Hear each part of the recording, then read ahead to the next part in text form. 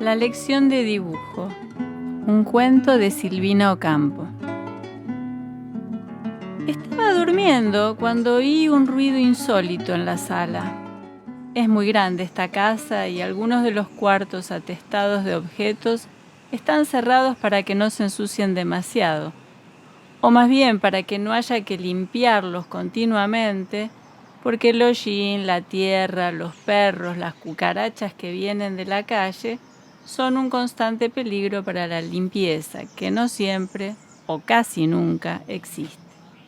Pues en realidad es inútil cerrar las puertas y las ventanas, porque hollín, tierra, perros y cucarachas entran de todos modos. Durante unos minutos escuché atentamente el ruido que parecía ocultarse entre las cortinas o los biombos de la sala. Nadie podía estar levantado a esas horas. Las luces estaban apagadas, ya estaban corridos los pasadores de la puerta de entrada.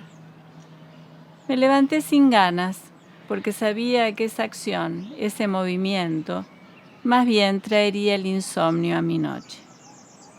Lo que prefiero en el mundo es dormir. Cuando me siento feliz, porque estoy feliz. Y cuando me siento desdichada, porque estoy desdichada. En un tren, cuando viajo, en un barco, en un sillón, de pronto, cuando las visitas no se van o cuando alguna me da mucho sueño, nada me gusta tanto como dormir maleducadamente. También me gusta cuando hay tormentas y miedo, o cuando se ha roto el caño del agua y hay que mover la cama a otro rincón. Pensé, si odiáramos el sueño, ¿dormiríamos? Nadie odia el sueño, por eso todo el mundo muere. Resabios de la infancia, morir es tener ganas de dormir. Yo nací para dibujar, no pensemos en el sueño. Me levanté y me puse sobre los hombros el batón celeste y como las zapatillas se habían perdido debajo de la cama, me aventuré por los pasillos descalza, encendiendo las luces a medida que avanzaba. Llegué a la sala que estaba a oscuras, donde tengo el retrato que hice a Gloria Blanco sobre una reproducción de la Sibila Eritrea de Miguel Ángel, clavada al tablero del atril con chinches. Tratando de no tropezar con algo que hiciera caer el atril al suelo, busqué a tientas el conmutador para encender la luz, viendo solo la luz tenue que venía de afuera, mezcla de luna y de luz eléctrica de los faroles que alumbran la plaza. Algo, una sombra sobre la claridad pálida de la noche, interceptó mi paso. No me detuve como lo hubiera hecho tantas otras noches. Se diría que el peligro nos protege.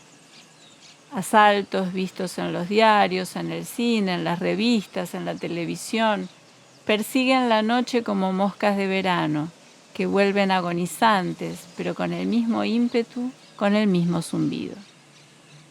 El miedo es una costumbre de la noche. Miré la araña, cuyas tulipas blancas de opalina, con flores, parecen grandes tazas de porcelana. Comprobé que no me daban, como otras veces, ganas de tomar una bebida caliente. Café con leche, por ejemplo, o té, o, aunque me dé vergüenza decirlo, el infantil deseo de beber chocolate con mucha espuma, como en los días patrios y de cumpleaños. Pensar estas cosas en un momento de peligro, en que alguien, tal vez un fantasma, había entrado en la casa, no me asombró. Era eso lo que debía asustarme, ya que resultaba insólito. En la media luz del cuarto vi que algo brillaba en el suelo. Me agaché a recogerlo. Era una cinta blanca, cuya textura me llamó la atención, pero más me llamó la atención que mis dedos tuvieran sensibilidad en el tacto para adivinarle el color. Sin soltar la cinta, encendí la araña. Tardé en ver lo que tanto me sorprendió, porque uno, cuando soy yo, es lento en recibir grandes sorpresas. El dolor de un balazo no se siente en el primer minuto. Frente al atril estaba de pie una niña. No era linda, no era linda. Tenía un pelo lacio y muy largo, de un color ceniciento. Tenía anteojos. Era muy delgada, tan delgada que, no siendo muy alta, parecía muy alta. De la cara solo se le veía el pelo y apenas un poco de frente. Tenía un delantal blanco, más corto que el vestido, y en la mano derecha una carbonilla que había recogido de los bordes del tablero. Me miraba sin decir nada. Soy muy tímida con los niños y sorprender a esta niña en mi casa a las 2 de la mañana me incomodaba. Le devolví la cinta que había caído de su pelo. No me lo agradeció. Me habló sin mirarme, mirando el dibujo. ¿Quién es?, preguntó señalando el dibujo con la mirada, aunque yo no viera su mirada. Gloria Blanco, contesté, creyendo que me había vuelto loca de contestar a la atrevida pregunta que me hacía. No me importa quién es. ¿Y por qué me preguntas? No sé, no me gusta tu dibujo. ¿Y quién te preguntó si te gustaba? ¿Y cómo sabes qué dibujo? No sé, más bien, lo sé muy bien. Tengo un ejército de dibujos, en efecto, dije. Me molestan porque ocupan lugar y no sé para qué los guardo. A mí tampoco me gustan. Desde los 7 años dibujo. A veces en mis sueños vienen a visitarme, porque la mayoría de ellos son retratos. Yo te enseñé a dibujar de otro modo, me dijo. ¿No te acordás del retrato de Miss Edwards, la institutriz que se volvió loca? Tenía una vincha de terciopelo y un vestido de lustrina. Una carbonilla era adecuada para dibujar su perfil severo. De noche me hacía los bigudíes con un peine. Me mojaba la punta del pelo en el agua de un vaso antes de enroscar las puntitas alrededor del cuerito relleno, sostenido por 2 cintitas. Un día me dio una bofetada porque grité, ¡me duele, me duele!, y le quité la mano de mi pelo. Me acuerdo muy bien del día de verano en que llegó a casa. Yo estaba en el jardín con una amiga espiándola detrás de un árbol. Llegó en un coche de plaza con una valija y un baulito. Nos reímos. No había de qué reírse. Hacíamos gárgaras de risa. Me encantó siempre reír cuando no se puede. Salíamos del escondite y volvíamos a meternos. Miss Edwards no sabía hablar en español, no entendía, y le gritaba al cochero, «Please, please». ¿Y por qué? ¿Por qué hacías eso? Era una maldad. Risa, me congraciaba con el llanto. De modo que reías, aunque no hubiera de qué reírse, me parece horrible. A mí también. Pero no había nada ridículo. Nada. Tenía esa cara de haber dado una bofetada que solo podía dibujarse con carbonilla y no con lápiz. Ninguna cara puede dibujarse con lápiz. Solo la iglesia de San Isidro y los botes del Sarandí, con los reflejos en el agua llena de rayitas. Un lápiz puede dibujar el agua o la iglesia, pero no una cara, que seguramente sufre. Todas las caras sufren o han sufrido, y la carbonilla dibuja las sombras del alma. Le pregunté un día a mi maestra de dibujo, ¿usted cree, señorita, en Dios? Escondió la cara bajo el sombrero negro y me dijo, esa sombra está mal dibujada, mijita. La luz viene de arriba. No se habla así de Dios. Pero yo siempre pienso en Dios. El dibujo puede hacerse con lápiz, carbonilla o tinta china. Se echa a mano de cualquier cosa para dibujar. Odio la tinta china. Mandé un dibujo a caras y caretas. Se llamaba La inundación. Tenía que ser en tinta china. Me lo publicaron, pero qué desilusión. Tanto esperar, y después casi nadie me felicitó, porque ese día alguien había muerto o alguien se casaba. ¿Cómo te llamas? Annie Wills. Es un seudónimo. A tu edad yo no sabía lo que quería decir seudónimo. Yo tampoco. Me hubiera gustado conocer tus dibujos.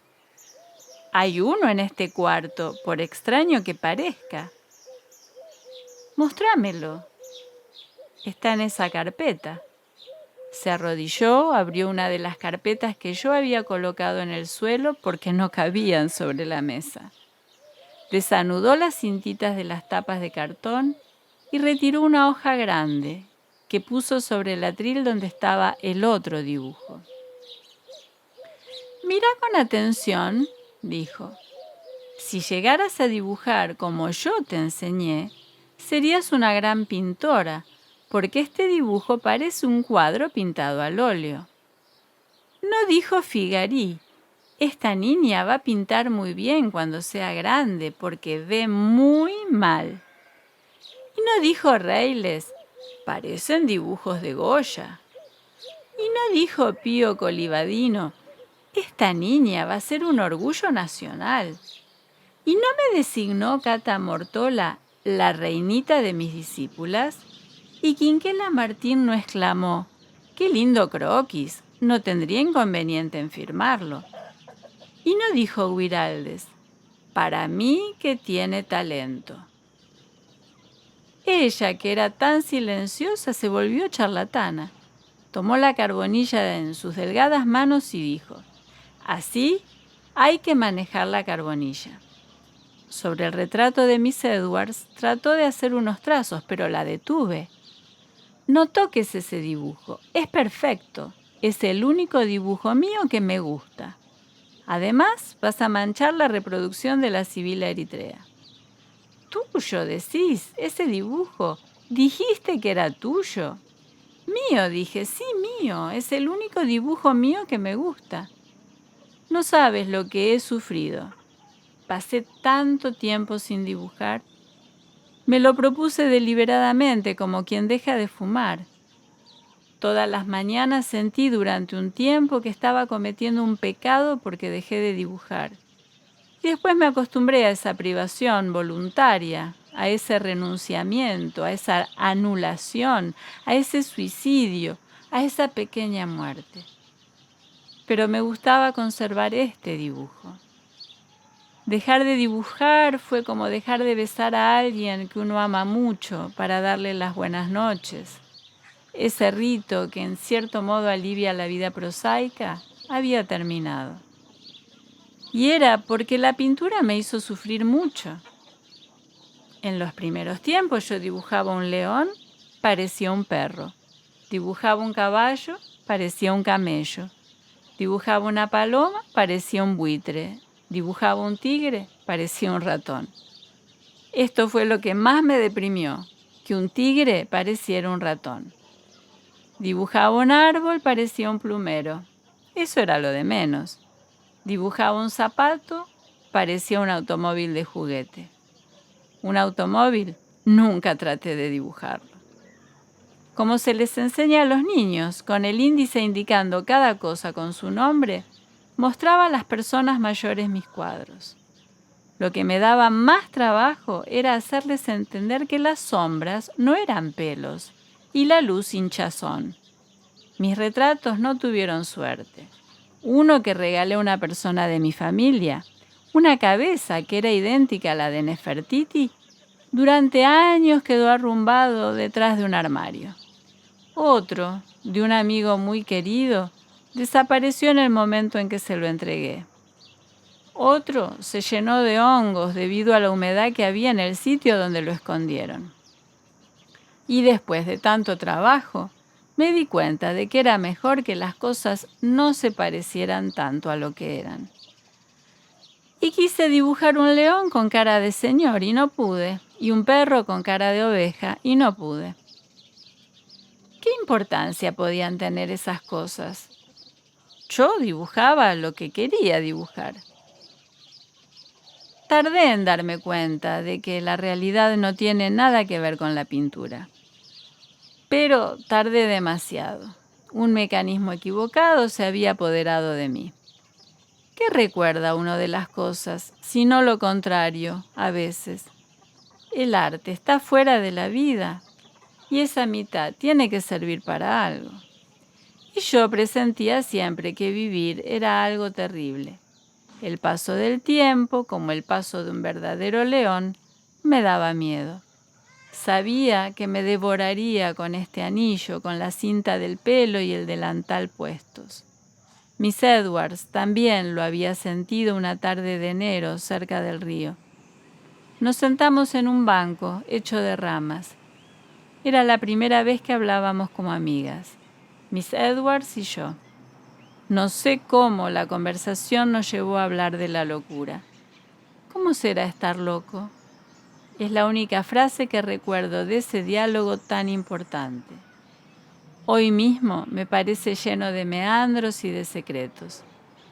Si trato de indagar en mi memoria, lo que más me impresiona es la soledad incorruptible de Miss Edwards. ¿La querías a Miss Edwards? No sé, creía que la quería. Me pasó tantas veces. ¿Qué? Creer que quiero y no querer a una persona. Como a mí, como a vos.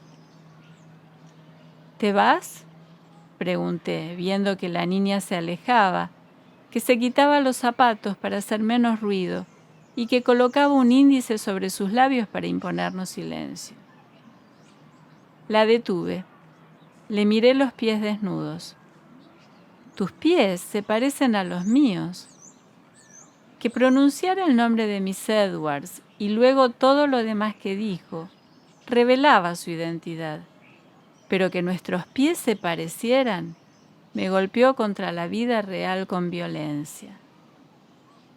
Sentía siempre, proseguí, gran ternura por vos. En cierto modo me protegías como mi madre después que la perdí, pero ahora que me encuentro con vos frente a frente, advierto que me tratas como a una forastera. Déjame que te anude la cinta del pelo. Extraño tu pelo. Era como un abanico. Siempre tuviste gran influencia sobre mí. Los pisapapeles me gustaron por tu culpa. Y los calidoscopios, las mariposas, las hamacas. Vos también tuviste una gran influencia sobre mí. Levantó la hoja que cubría la reproducción de la Sibila. Una noche soñé que me perdí en el Museo del Vaticano y vi esta cara en un cielo raso enorme. Me dijo algo que no entendí. Sospecho que fue por tu culpa. Me dio la cinta que traté de anudar en su pelo. Preguntó. ¿La influencia era buena o mala? Buena y mala. ¿Y la que tuve sobre vos? Mala y buena. Sentí que el buena lo agregaba por bondad. Prosiguió. Todo lo que aprendiste te lo enseñé. No sos modesta, lo confieso, pero tenés tanta razón. Te puedo amar. No me puedo amar. Yo nunca pude amarte, no sabía cómo eras. Se alejó como se aleja un ser humano de un fantasma, tratando de no ser visto. Se fumó como un dibujo, pero intuí que volvería a aparecer como una calcomanía pegada a la noche, que habría siempre estado ahí como las cosas que uno pierde y que tiene al lado de uno sin verlas. ¿Qué edad tenés?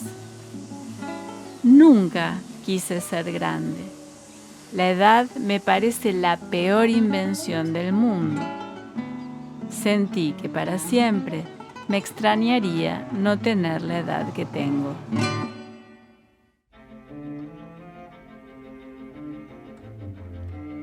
Silvino Campo nació en Buenos Aires en 1903, en la casa de la calle Viamonte 550. hija de Manuel Silvino Ocampo y de Ramón Aguirre, era la menor de las 6 hermanas Ocampo, que era a su vez una de las familias más ricas y aristocráticas de la Argentina. La mayor de estas hermanas era Victoria, que fuera la fundadora de la revista y editorial Sur y una de las intelectuales más influyentes del país. Manuel Ocampo, el padre, era un hombre riguroso y conservador.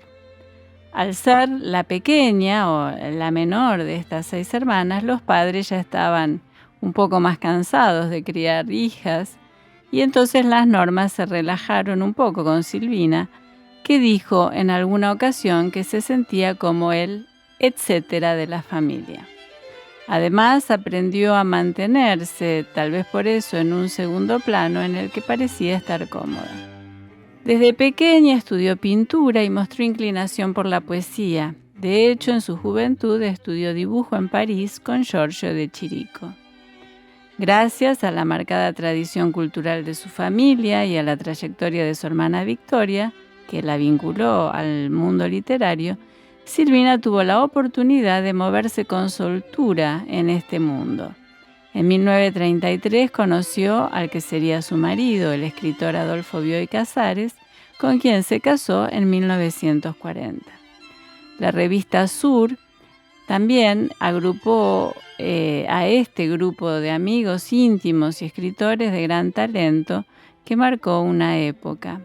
Entre ellos Jorge Luis Borges, Adolfo Bioy Casares, Manuel Peirú, Enrique Anderson Imbert y, por supuesto, Silvina. Su irrupción en el panorama literario argentino vino a través de un libro de cuentos, Viaje Olvidado, de 1937, que no tenía la calidad de su posterior narrativa de ficción. Silvina Ocampo apostó por la elevación de la literatura fantástica y policíaca a la categoría de géneros de primer orden. También realizó una extensa obra poética y llegó a recibir el Premio Nacional de Poesía de Argentina. Se distinguió por la escritura de numerosos relatos que fueron viendo la luz en sucesivas recopilaciones. Entre ellos, en 1948 apareció el volumen titulado Autobiografía de Irene, al que siguieron los relatos de La Furia y otros cuentos, de 1959, Las Invitadas, 1961, El Pecado Mortal y otros cuentos, de 1966, Informe del Cielo y del Infierno, de 1969, Los Días de la Noche, 1970, y así sucesivamente, 1987, y Cornelia frente al espejo, de 1988.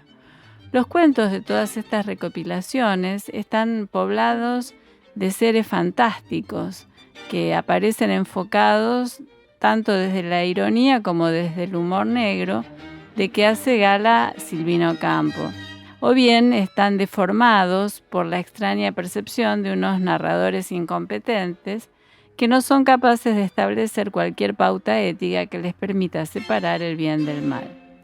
Por medio de este recurso, en la composición de sus relatos, Silvina Ocampo consigue dejar plasmada una corrosiva crítica de las convenciones sociales de su tiempo, ya que su exagerado distanciamiento de cualquier pauta social establecida y de la realidad circundante pone un contrapunto de desasosiego y a veces de explícita crueldad en algunos personajes que amenaza con destruir el lenguaje y las estructuras tradicionales. Silvina Ocampo muere en 1993, enferma de Alzheimer, pocos años antes que su esposo Adolfo Bioy Casares.